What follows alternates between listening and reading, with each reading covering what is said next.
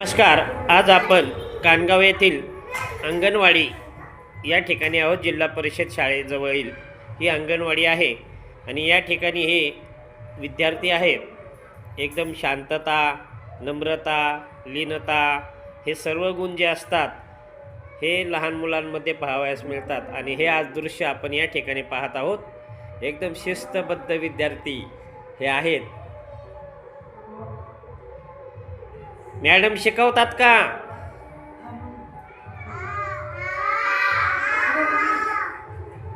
काय शिकवतात?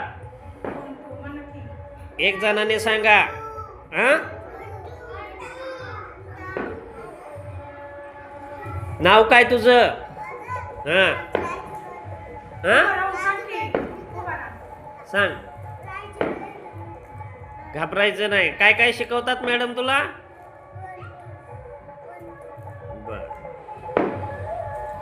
आपलं नाव सांगा. हां, बर. आपण अपंग आहात का? किती वर्षापासून अंगणवाडी सेविका आहात आपण? 25. हे पहा, खूप अनेक लहान वयातील विद्यार्थी यांच्या या अंगणवाडी अथवा बालवाडी जी असन, पूर्वी बालवाडी होती, आता अंगणवाडी आहे. या अंगणवाडीच्या माध्यमातून आज पहिलीच्या पुढील शिक्षणासाठी जात असताना खूप काळजी घेण्याची खरी ही अतिशय महत्त्वाची जबाबदारी आज अंगणवाडी सेविका यांच्यावर असते.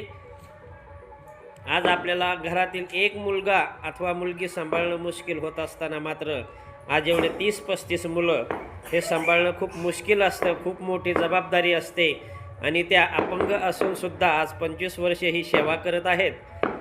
तर आज आपल्याला असे काही विद्यार्थी पुढे गेलेले तुम्हाला भेटायला येत असतील ना? की मी आज एक जुनी आठवण म्हणून विचारतो की काही विद्यार्थी आज 25 वर्ष आपण सेवा करता म्हटल्यानंतर काही 18-20 वर्ष झालेले विद्यार्थीसुद्धा येत असतील. मॅडम, आम्ही आज या कॉलेजला आहोत अथवा एखाद्या कंपनीत लागलो आहोत, भेटायला येतात ना? खूप छान प्रतिक्रिया दिली. धन्यवाद.